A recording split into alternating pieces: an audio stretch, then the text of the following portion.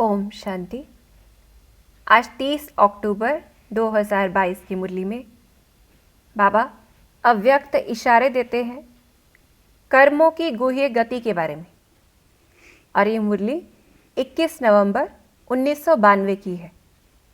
तो जैसे बाबा ने कहा, बाप पहले तो अपने सभी बच्चों को देखते हैं कि कितना जमा किया हुआ है, यानी जमा का खाता देखते हैं। ऐसा खाता बाबा कहते जमा तो बच्चों ने जितना भी किया वो पुरुषार्थ अनुसार, लेकिन बाबा ने कितना दिया है, अखुट दिया है, सभी को एक जैसा दिया है और एक के द्वारा ही सभी को मिला है। अनेक खजाने दिए हैं, लेकिन फिर भी अलग अलग क्यों है? तो वो कर्मों की गुह्य गति की वजह से। फिर बाबा कहते हैं जितना जमा किया है तो क्या होगा, उतना चलन और चेहरे में वह रूहानी नशा दिखाई देता है। तो हम अपनी चेकिंग करते जाएं कि हमने कितना जमा किया है, क्या हमारे चेहरे से, चलन से वो चीज़ दिखाई देती है। और क्या होगा, रूहानी फ़कुर अनुभव होगा। कि वो रूहानी फ़कुर का अर्थ क्या है? जितना रूहानी फ़कुर उतना बेफिक्र बादशाह। चेकिंग करनी है, क्या हमें छोटी छोटी चीज़ों की या बड़ी किसी भी चीज़ की फ़िक्र रहती है कि पता नहीं क्या होगा, कैसे होगा। तो जहाँ फ़िक्र है यानी फ़कुर नहीं है, फ़कुर नहीं है तो जमा भी नहीं किया है। तो ऐसे हम चेकिंग करें कि कितना जमा किया है, उस आधार पर वो नशा दिखाई देगा, फ़कुर होगा और बेफिक्र होंगे। बाबा कहते हैं ऐसा नहीं हो सकता कि फ़कुर और फ़िक्र दोनों एक साथ हों, एक समय पर हो, क्योंकि जैसे रोशनी और अंधकार इकट्ठे नहीं हो सकते, ऐसे वो भी नहीं हो सकते। और जैसे स्थूल धन हमें किसी के व्यवहार से दिखाई देता है, ऐसे ही हमने कितना जमा किया है ये हमारे चेहरे और चलन से स्पष्ट होगा। तो बाबा कहते हैं बेफिक्र बादशाह मतलब जिसे कोई फिक्र नहीं है और जो सदा प्रसन्न चित्त है। अब ये भी चेकिंग करें, सिर्फ फिक्र नहीं है वो बात ठीक है, लेकिन सदा प्रसन्न चित्त है। अब प्रसन्न चित्त कैसे होंगे, इसको भी बाबा एक्सप्लेन करते कि सदा प्रसन्न चित्त की विशेषता क्या है कि प्रश्न नहीं हो, यानी प्रश्न चित्त नहीं हो, प्रसन्न चित्त हो। तो कैसा होगा, स्व, सर्व या प्रकृति, किसी के भी संबंध में कोई भी संकल्प मात्र भी क्वेश्चन मार्क नहीं, यानी बाहर से क्वेश्चन पूछने की बात नहीं है, अंदर में किसी भी प्रकार से क्या, क्यों, कैसे, इस प्रकार के प्रश्न नहीं है कि ऐसा क्यों होता है, चाहे अपने बारे में, चाहे दूसरों के लिए, चाहे प्रकृति के लिए। और प्रसन्नचित कैसा होगा, हर कर्म को करते, देखते, सुनते, सोचते, यानी कुछ भी हो, क्या रहे हर वक्त कि जो हो रहा है वह मेरे लिए अच्छा है और अच्छा होना है सदा। ये निश्चय हो कि जो भी होगा वो अच्छा होगा भी, और अभी जो हो रहा है वो भी अच्छा। फिर कोई उलझन नहीं होगी, क्योंकि प्रश्नचित नहीं है कि क्या, क्यों, ऐसा वैसा, कोई उलझन नहीं है। फिर कैसा होगा, साइलेंस की शक्ति से, चाहे कोई बुरी बात है, चाहे संबंध में कुछ बुराई लग रही है, चाहे हम ये कहें कोई भी प्रकार से हमें बुराई महसूस हो रही है, तो बुराई को अच्छाई में परिवर्तन कर स्वयं में धारण करना। क्योंकि हम प्रसन्न कैसे रह पाएंगे, बाहर की परिस्थिति ठीक नहीं है, कोई मनुष्य से संबंध में भी ठीक नहीं है, लेकिन उस बुराई में भी कुछ अच्छाई देख लेना, उसको धारण कर लेना, तब हम क्या रह पाएंगे, प्रसन्न रह पाएंगे। और क्या करना है, दूसरे को भी अपनी शुभ भावना के श्रेष्ठ संकल्प से, कि कोई भी आत्मा या कोई भी परिस्थिति सही नहीं है, लेकिन उसमें भी हम देख रहे हैं कुछ ना कुछ कल्याण है, तो हम दूसरे को भी क्या महसूस कराएंगे, अपनी शुभ भावना के श्रेष्ठ संकल्प से बुराई को बदल अच्छाई धारण करने की शक्ति देंगे, कि दूसरों को भी ऐसी शक्ति देंगे। तो ऐसे ये प्रसन्नचित आत्मा के लक्षण हैं। तो हमें इन सभी लक्षणों को चेक भी करना है, साथ में धारण करना है। तो जैसे बाबा ने कहा कि बुराई को अच्छाई में परिवर्तन करना, इसमें बाबा ने उदाहरण दिया है कि साइंस के साधन क्या करते हैं कि जो वेस्ट है या खराब माल है उसको परिवर्तन करके अच्छा बना देते हैं। जैसे हम देखते हैं ना कि पुराना अखबार भी बिक जाता है या पुराना कबाड़ भी बिक जाता है, तो वो क्या करते हैं, उसको अच्छा बना देते हैं। इसी प्रकार से हमें साइलेंस की शक्ति से ये परिवर्तन करना है। फिर बाबा ने सूक्ष्म पाप बताए हैं कि जो विघ्न रूप बनते, यानी हम चेक करें, अगर हमें फकुर नहीं रहता है, अगर हम प्रसन्न नहीं रहते हैं, तो बाबा कारण बता रहे हैं कि क्या कारण है, उनको परख कर हमें खत्म करना है कि ये कर्मों की गति है जो सूक्ष्म पाप बनते हैं। पहला बाबा ने क्या कहा कि दूसरे का किचड़ा अगर हम थोड़ा भी मन में रख लेते, यानी किसी और की कोई कमज़ोरी है, उसको हमने सुना तो सही, पर सुनने के साथ अंदर बार बार चिंतन किया, फिर दूसरे को भी सुनाया, तो बाबा कह रहे हैं क्या करते हैं, किचड़ा जब मन में रख लिया तो वाणी में फिर ज़रूर आएगा। और फिर क्या होता है, खुद भी रखा, पहले तो ये विकर्म किया, फिर दूसरे को सुना दिया, ये और भी ज़्यादा विकर्म किया, तो क्या होता है, फिर अपना ही आवाज़ बड़े रूप में बदलकर अपने पास ही आता है। जैसे बाबा ने गुंबज का उदाहरण दिया कि चाहे एक को वर्णन करें या अनेक को, बात एक ही है। उसमें क्या होता है, जैसे गुंबज में आवाज़ करते हैं तो वह हमारे पास ही और ज़ोर से लौट के आती है, दुगनी तेज़ी से लौट कर आती है। तो ऐसे ही बाबा कहते, अगर हम किसी की गलानी करते हैं तो कल वही आत्मा जिसके सामने हमने गलानी की किसी और की, वो हमारी दुगनी गलानी करेगा, क्योंकि गलत बात इतनी फास्ट फैलती है। जैसे कोई बीमारी के जर्म्स होते हैं, जैसे हमने कोरोना में देखा कि कोई भी बीमारी फटाफट फैलती है, तो ऐसे ही हमारे बुरे शब्द ऐसे हमारे पास ही लौटकर जल्दी से आ जाते हैं। तो इसलिए बाबा सचेत करते हैं और ये भी बताते, अगर हमें किसी के लिए शुभ भावना है कि वो आत्मा ठीक हो जाए, सच में शुभ भावना है कि वो ठीक हो जाए, तो क्या करना है, विशेष निमित स्थान पर उन्हें बता सकते हैं, बड़ों को बता सकते हैं, लेकिन इस शुभ भावना से कि वो आत्मा ठीक हो जाए। फिर बाबा दूसरी चीज़ कहते कि कई कहते हैं हमने किसको नहीं कहा, हमने किसी को नहीं कहा, तो क्या किया, हाँ में हाँ कर दिया, हमने बोला नहीं। तो बाबा ये भी बता रहे हैं ये भी सूक्ष्म पाप है जो हमारे लिए विघ्न बनते हैं। और जैसे बाबा ने उदाहरण दिया कि भक्ति मार्ग में शास्त्रों में ये वर्णन है कि बुरा काम नहीं किया लेकिन देखा भी, साथ भी दिया, तो क्या बन जाता है, पाप बन जाता है। हाँ में हाँ मिलाना ये कर्मों की गति बन जाती, जिसमें हम पाप के भागी बन जाते। क्योंकि वैसे भी हम देखें कहीं पे कोई क्राइम भी होता है, अगर कोई साथ में खड़ा भी है उस टाइम, तो कहीं ना कहीं वो भी जिम्मेवार हो जाता है। फिर बाबा कहते कि क्या करते हैं, ईजी हो जाते हैं, यानी अलबेलेपन में आ जाते हैं। तो ये भी गुह्य गति के ज्ञान जब मर्ज हो जाता है, यानी भूल जाते हैं, तो क्या हो जाते, अलबेले हो जाते।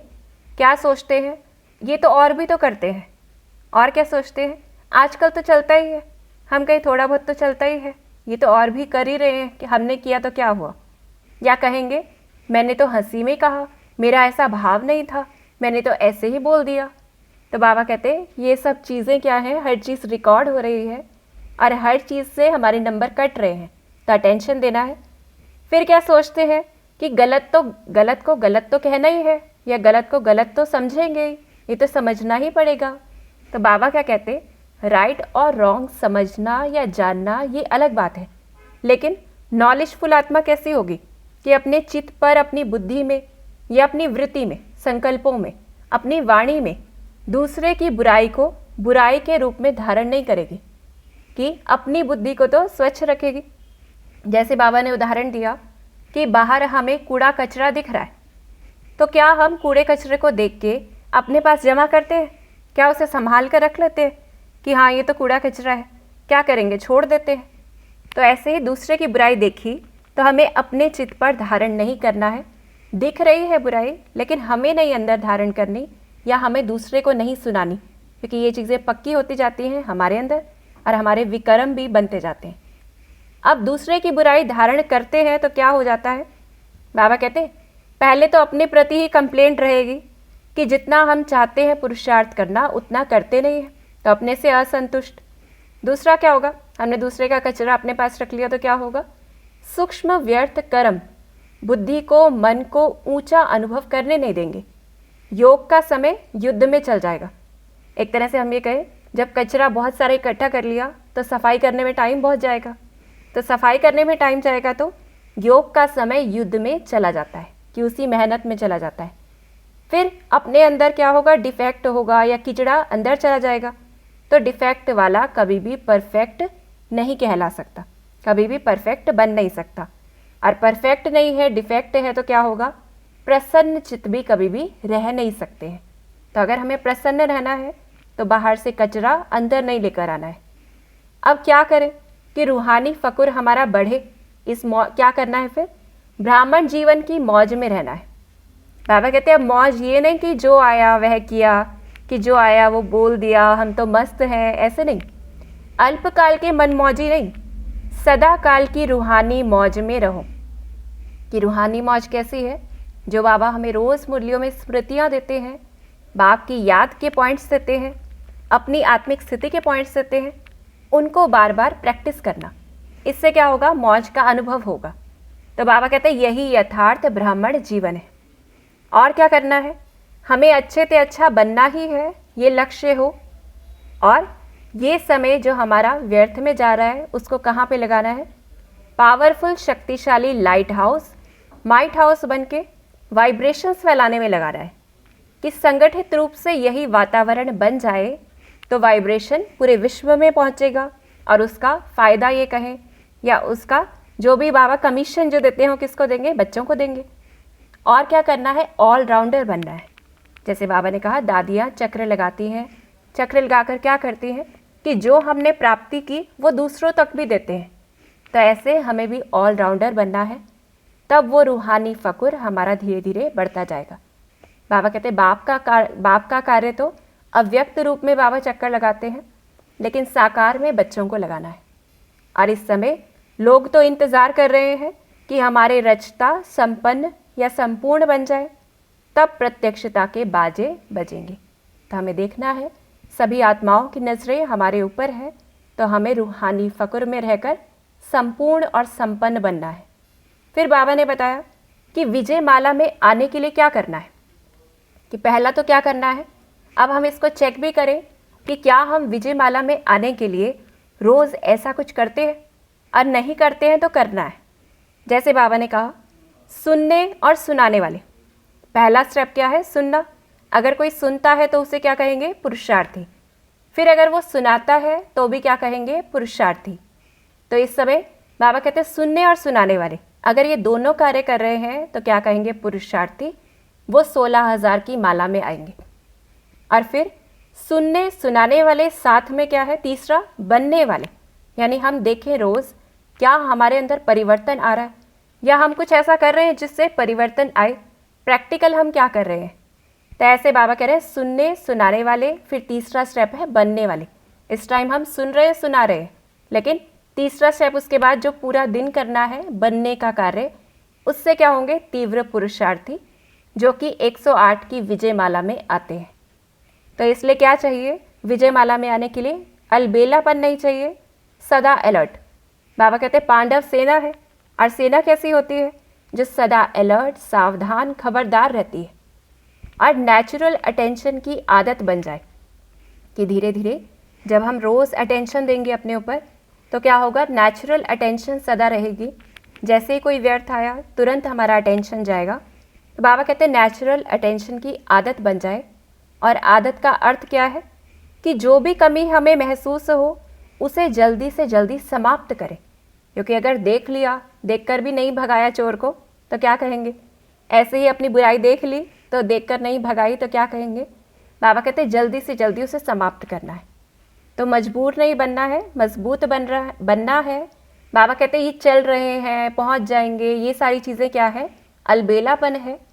और ऐसे अलबेलेपन में अभी तो मौज लगती है कि मैं तो अपने आराम से रहता हूँ या रहती हूँ, लेकिन कोई फिक्र महसूस नहीं होती, लेकिन बाद में पछतावा महसूस होता है। तो ऐसे अलबेलापन नहीं लाना है अगर विजय माला में आना है। बाबा कहते बहुत काल का अभ्यास चाहिए। कोई सोचे हाँ हम ऐसा कर लेंगे, बाबा कहते वो नहीं, सदैव अलर्ट माना एवर रेडी। सदैव अलर्ट माना एवर रेडी कि विनाश आपका इंतज़ार करे, आप विनाश का इंतज़ार नहीं करो कि हम सोचें अभी तो थोड़े साल पड़े हैं, विनाश अभी कहाँ हुआ है। तो जैसे बाबा कहते कभी भी शरीर छूट सकता है, तो इसलिए एवर रेडी। और तीव्र पुरुषार्थी अर्थात विजयी है, जो सबसे पहले तो खुद के ऊपर विजयी है, फिर जो भी कार्य होगा उसमें भी उस रूहानी फ़कुर के आधार पर विजयी रहेंगे। तो तीव्र पुरुषार्थी अर्थात विजय तभी माला में आ सकते हैं। तो इसलिए बाबा कहते हैं अब चेक करना है कि हम तीव्र पुरुषार्थी हैं या पुरुषार्थी हैं, यानी सुन रहे हैं, सुना रहे हैं, फिर बन भी रहे हैं कि नहीं बन रहे। अपने आप को देखना है। बाबा कहते खुद को हम ज़्यादा अच्छे से जानते हैं तो चेकिंग करनी है। सदा अपने को देखो, दूसरे को नहीं, क्योंकि जैसे ही हमने दूसरे को देखा तो क्या मन में चलेगा, इतने समय से ये भी ज्ञान में है, इसने कहाँ बदलाव किया है, मुझे तो अभी टाइम लगेगा, मुझे भी कहाँ इतनी जल्दी बनना है। तो इसलिए बाबा कहते सदा अपने को देखो, दूसरे को नहीं। चेक करो और चेंज करो। चेक किया, साथ में फिर चेंज भी करना है, क्योंकि अभी चांस है। और बाबा ने उमंग बढ़ाया कि स्टूडेंट 6 मास में भी पास विद ऑनर हो जाते हैं अगर सही से पुरुषार्थ करें तो कोई ये भी ना समझे कि हम लेट आए। चेक करना है, चेंज करना है, चांस है अभी। अंत में बाबा ने हमें वरदान दिया है और स्वमान दिया है कि विश्व से अंधकार को मिटाकर रोशनी देने वाले मास्टर ज्ञान सूर्य भव। हम कैसे हैं? मास्टर ज्ञान सूर्य हैं। ज्ञान सूर्य को क्या करना है? विश्व से अंधकार को मिटाना है। अब अंधकार का अर्थ क्या है? विकारों का अंश। और संपूर्ण पवित्रता क्या है? रोशनी है। तो मास्टर ज्ञान सूर्य कैसा होगा? जो विश्व से अंधकार को मिटाकर रोशनी दे। यानी कि जितना हमारे अंदर विकार खत्म होते जाएंगे, संपूर्ण पवित्रता के हम नज़दीक पहुँचेंगे, तो हमारी रोशनी वो पूरे विश्व में फैलेगी और उसी को कहा जाएगा मास्टर ज्ञान सूर्य। फिर मास्टर ज्ञान सूर्य और कैसा है? जो स्वयं भी प्रकाश स्वरूप है, लाइट माइट रूप है, शक्तिशाली भी है। तो कैसा होगा? दूसरों को भी लाइट माइट देगा। तो हमें ऐसा बनना है, इस संसार से अंधकार को, विकारों को खत्म करना है। पहले अपने अंदर के अंधकार को खत्म करना है, फिर देखें पूरे विश्व के अंधकार को हम खत्म कर रहे हैं। क्योंकि जैसे बाबा ने कहा, जहाँ रोशनी होती है वहाँ अंधकार नहीं हो सकता। जो विश्व को खुद रोशनी देंगे तो उनके अंदर तो अंधकार रह ही नहीं सकता। तो ये भी एक युक्ति है, अपने अंधकार को कैसे खत्म करें, दूसरों को रोशनी देना शुरू कर दें, यानी हम प्रकाश दें। फिर बाबा ने हमें स्वमान दिया है कि मैं आत्मा स्वभाव संस्कार संबंध संपर्क में लाइट रहने वाली मिलनसार आत्मा हूँ। मैं आत्मा स्वभाव संस्कार संबंध संपर्क में लाइट रहने वाली मिलनसार आत्मा हूँ। तो देखें, कोई भी बात होती है सहज रूप से लेना, या छोटी छोटी बातों में जब बिगड़ते हैं, ऐसा क्यों कहा, मुझे ही ऐसी बात क्यों कही, इस तरह से क्यों कही, या कोई भी चीज़ में, तो बाबा कहते ऐसा नहीं करना है, सरल रहना है। तो कैसे होंगे? मिलनसार होंगे, लाइट रहेंगे, जितना हल्के होकर रहेंगे मिलनसार रहेंगे। तो आज हम देखें हम कैसे हैं, तीव्र पुरुषार्थी हैं या पुरुषार्थी हैं, और अपने रूहानी फ़क्र को बढ़ाना है। ओम शांति।